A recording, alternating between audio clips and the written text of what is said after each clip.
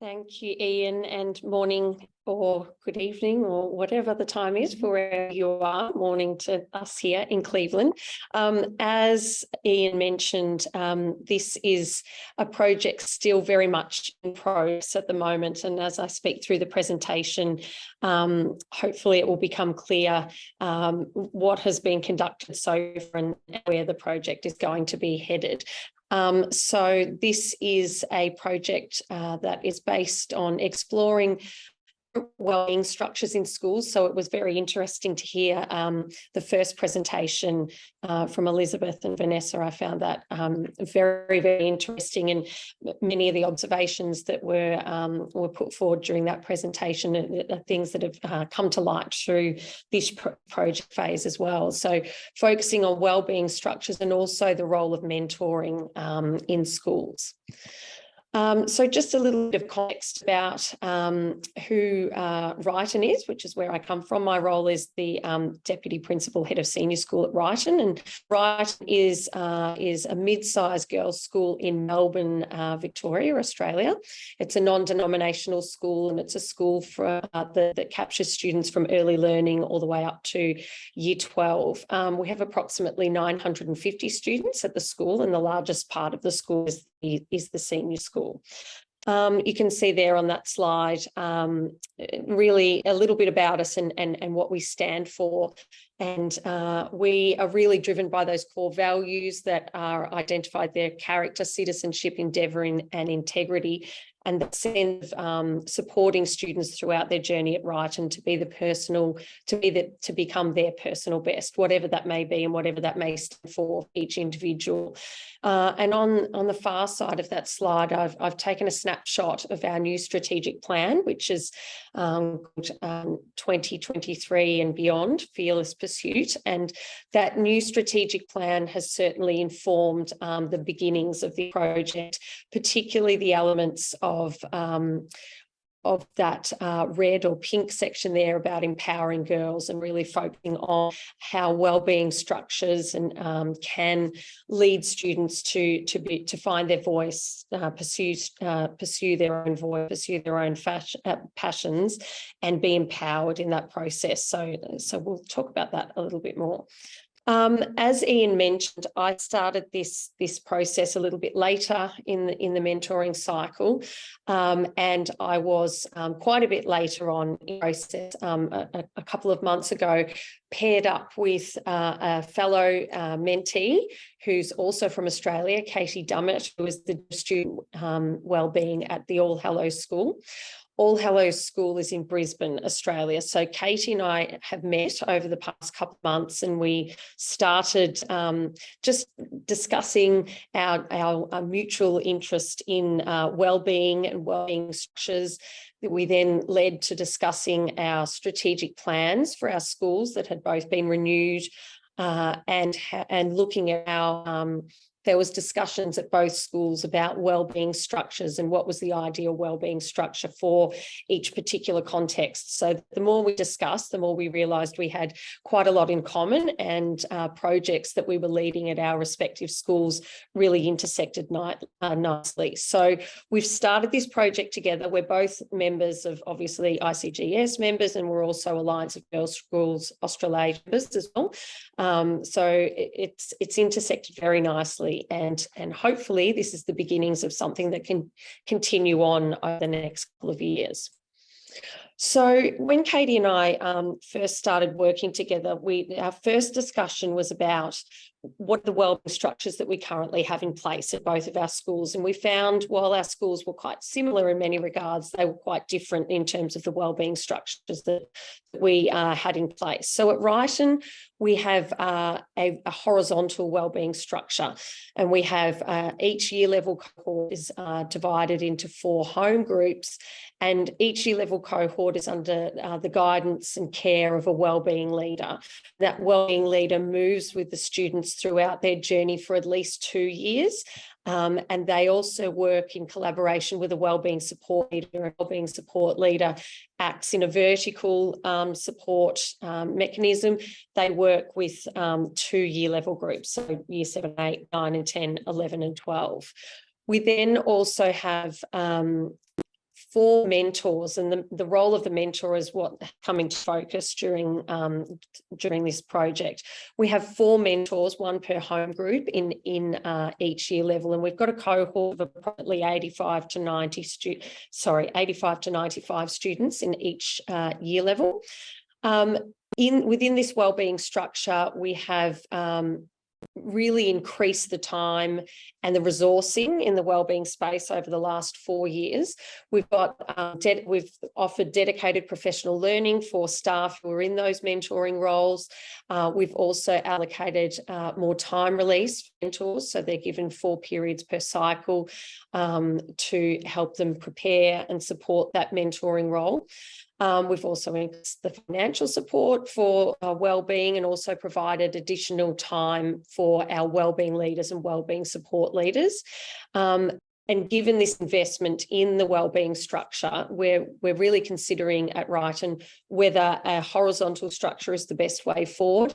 We're leaning towards the fact that we feel a vertical structure would be better placed. And thus it was really useful to be able to work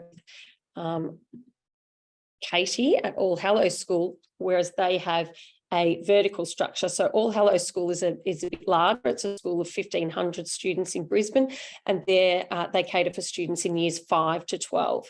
And students in years 5 to 12 are separated in house groups. We also have house groups at Wrighton, but our wellbeing structures are not shaped around that as yet.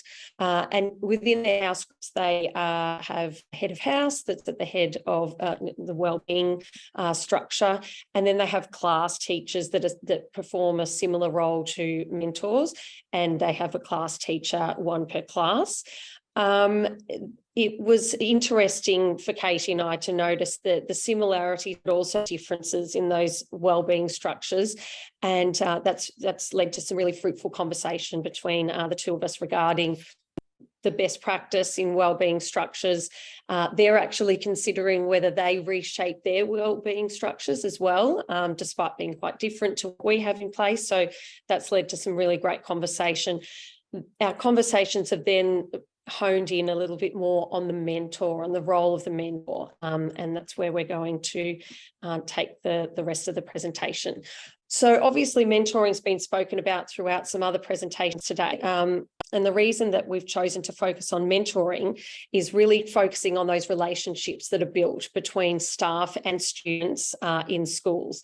And we've looked at some research, particularly from the Search Institute, regarding mentoring and the value of mentoring within schools. And the Search Institute highlights that relationships are fundamental to the development of young people, as has been noted in some presentations earlier today. What we found very interesting is that mentoring and the mentoring relationship needs to be, according to the Search Institute, it needs to be experienced often and intensively in order to be transformative. And so that notion really shaped the project and the research component that was conducted at Wrighton to explore whether this often and intensive notion was actually in place. If we look at those studies that have taken place, particularly in the post-COVID period, we know that mentoring has the capability to be both transformative but also protective, particularly to at-risk youth. And it can, of course, reduce absenteeism, dropout rates, and it can also have a positive impact on mental health. The research that's been conducted since the pandemic shows that those periods of remote learning that were referred to in earlier presentations have left not only academic gaps but relationship gaps, and it's that sense of fulfilling those relationship gaps that informed the cohort that I worked with throughout this research. The Search Institute also talks about this sense of a relationship-rich setting and how you develop a relationship-rich setting. And the Search Institute suggests that those relationship-rich settings are developed through school communities that foster those relationships and foster those connections. So that has really informed the exploration of our wellbeing structure at Wrighton and the role of mentoring as well. This quote is obviously something that I found quite powerful as I was moving through this process, that sense of the academic and also personal life trajectory being able to be shifted and changed through that sense of human connection, and the sense that trust is at the heart of those relationships. So that has informed the discussion that I've had with students through focus groups throughout this project. So finally, before I move into how the project unfolded or is continuing to unfold, focusing on these 5 key elements of a developmental relationship that is identified as being needed to develop those relationship-rich settings. So the sense of expressing care, challenging growth, providing support and sharing power, and also expanding possibilities, and keep this in mind as we move through the research.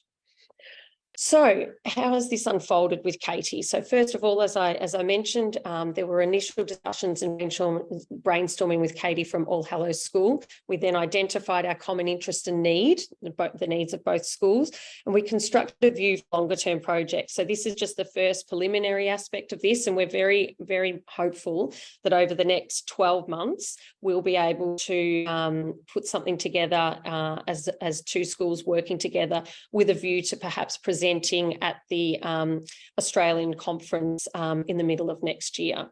So we began by analysing the current wellbeing structures in both schools, which I outlined earlier, and then moving deeper into analysing the role of mentoring relationships within both contexts, with a view to exploring whether we at both schools need to refine or redefine the wellbeing structure and mentoring process. So at Ryton, we've then moved through this phase, or I've moved through this phase and then fed this back to Katie. So I identified a cohort to focus the research on, which I'll talk about a little bit in a second, engaged focus groups, conducted surveys, and then the next phase will be moving into a comparative analysis with the All Hallows School and with Katie after she's conducted a similar process at All Hallows. So the cohort that I chose to focus on, very similar to what Elizabeth was speaking about earlier, is our current Year 9 group. This group was chosen because during the pandemic years, they were in their most pivotal transition phases. They're in Year 6, which is junior school or primary school in Australia, and in Year 7. So they really missed out on those key transition points. The students that are in this year spent over 160 days in lockdown over these two years. And we noticed when they returned to school at the end of Year 7, significant cohort-wide social, emotional and academic challenges that pose significant challenges for that whole cohort for some time to come. So as a wellbeing team, we've really dedicated our focus on that particular year level in terms of resourcing, in terms of programming, but in terms of very careful staffing as well, in particular the mentors that we've chosen. And we've noticed amazing growth in this cohort over the past 18 months. We've seen them come ahead in leaps and bounds. And as they headed out on camp earlier this term, one of the students remarked, wow, who would have thought we were that class or that cohort a couple of years ago that just couldn't get on with each other. We couldn't navigate social challenges. We really were very lost. And look at us now. So it was quite an amazing moment.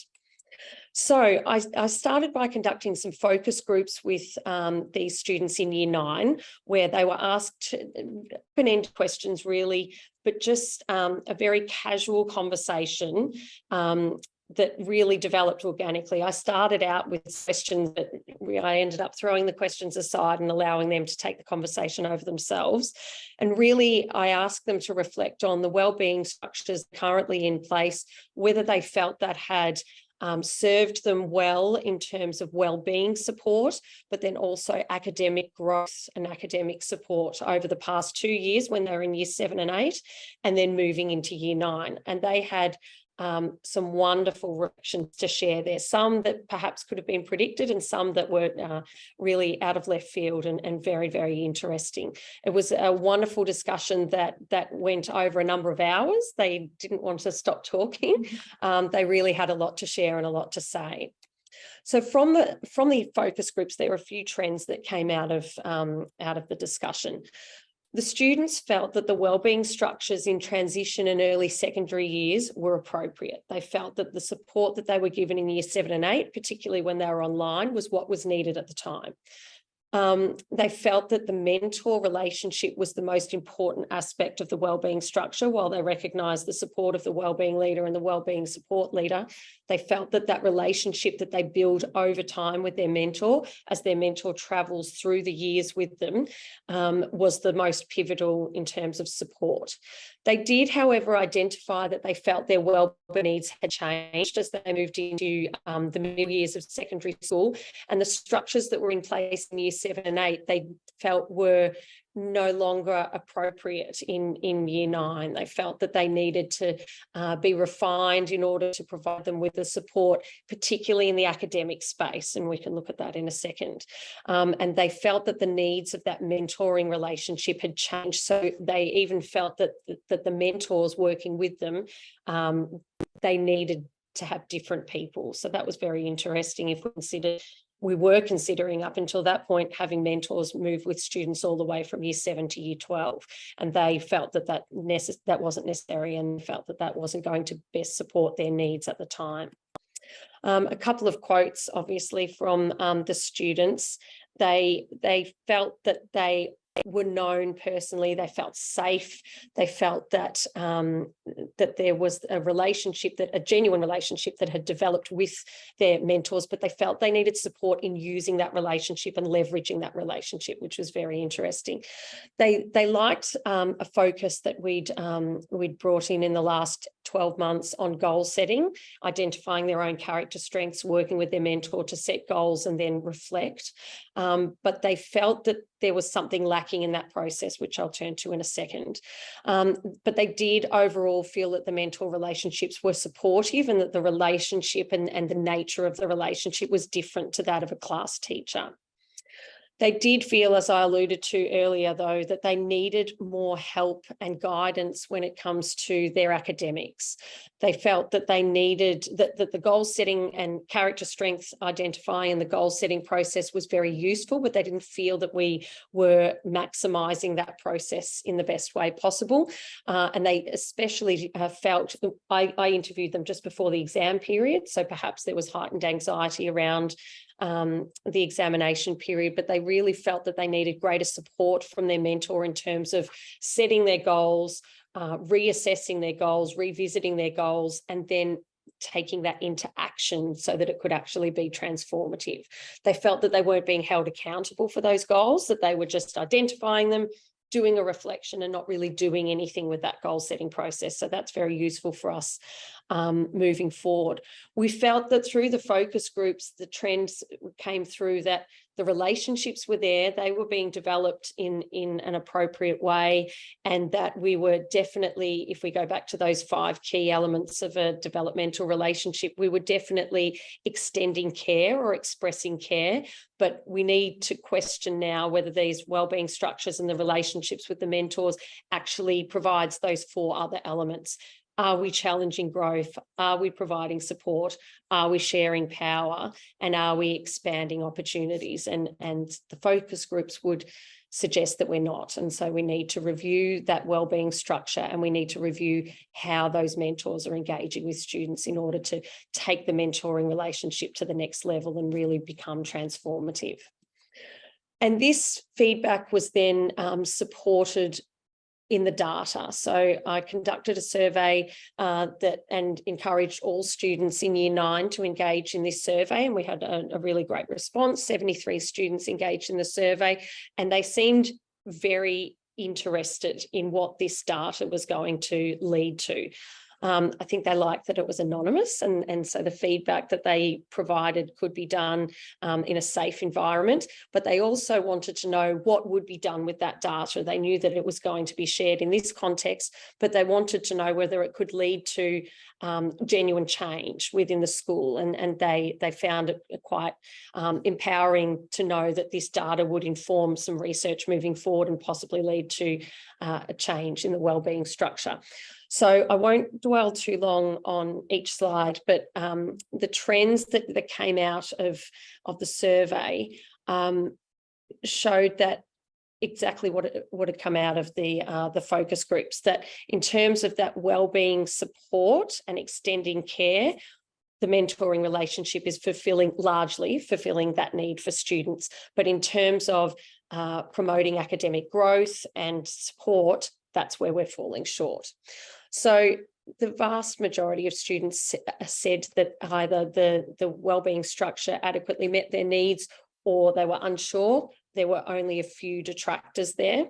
In terms of the role of the mentor, we see that most of the students are either passive or promoters when they're asked about that wellbeing program. So they, on the whole, value that mentoring program, but we're not exactly where we want to be in terms of developing those developmental relationships.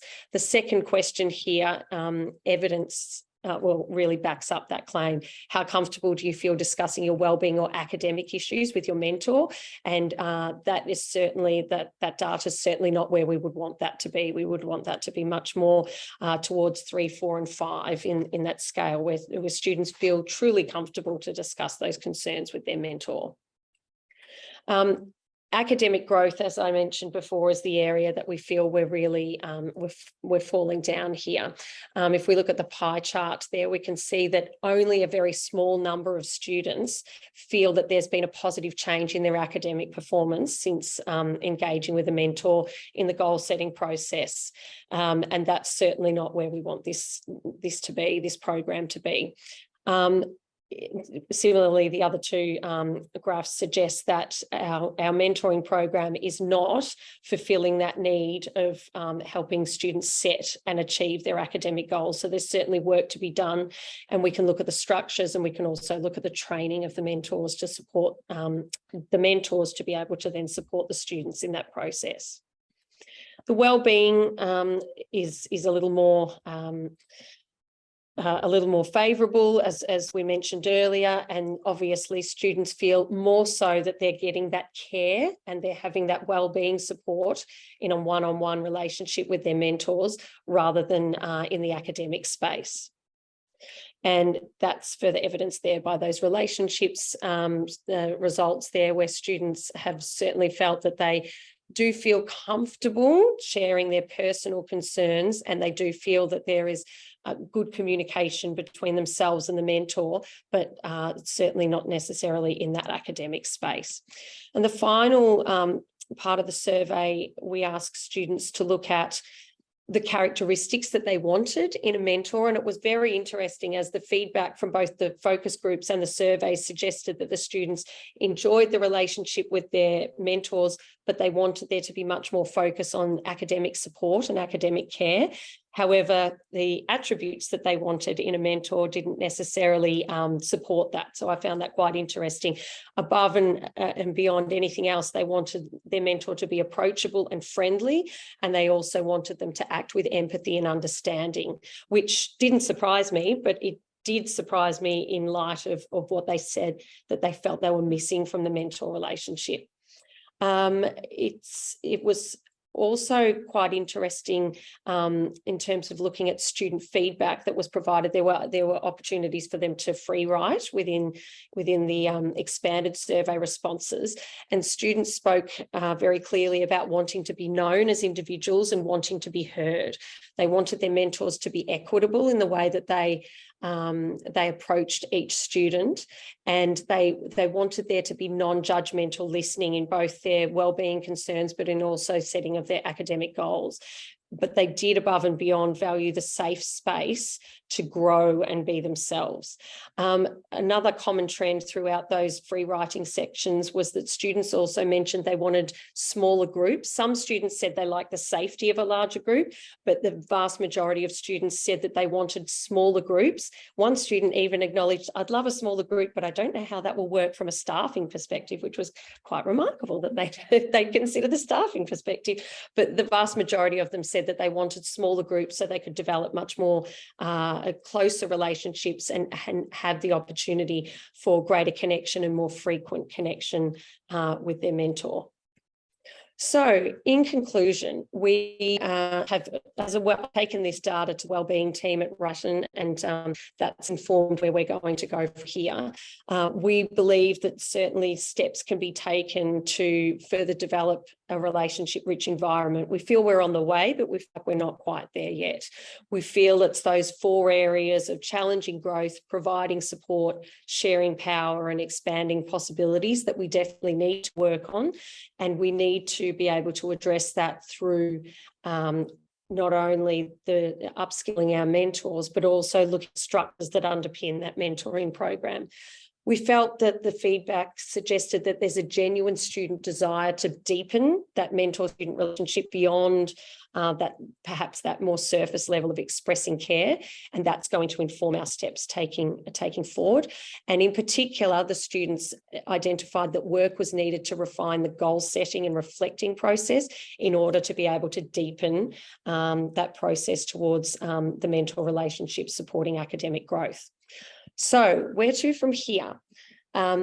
We are going to, Katie and I are going to continue working together, and we'll now commence our comparative analysis once she comes back with her preliminary data. Also, one of our teacher inquiry groups at Wrighton, which I'm part of, is going to focus purely on refining the Year 9 mentoring relationship and the goal setting process there. And we're going to take a deep dive into that in term 4 this year, and really hone in on how that process is working in Year 9 and how we can refine that moving forward to inform how we expand that to other year levels. We're also commencing a review of the senior school wellbeing structures, and we've got our Director of Operations really crunching the numbers, so he'd appreciate what that student had to say, and looking at how that could possibly work and how we can reduce the size of our mentor groups so that we can really focus on developing a much closer and meaningful relationship. And of course, we will continue with staff professional learning and upskilling, and we've got a number of things in the pipeline there, in particular working with mentors on goal setting, but also working with mentors on developing restorative practices in the school, and being able to engage confidently in those restorative conversations. So that's where we are headed at Wrighton, and hopefully there will be a new instalment of this project with Katie next year. Thanks, Ian. Lauren, thank you. That was fantastic. And also, given that we've done the occasional bit of mentoring ourselves, there are some things about what you're describing, and also things that we've learned from this mentoring program that if you and Kate are interested, be very happy to share, not least of which might be to look at how the insights predisposition model might inform the mentor-mentoring relationship.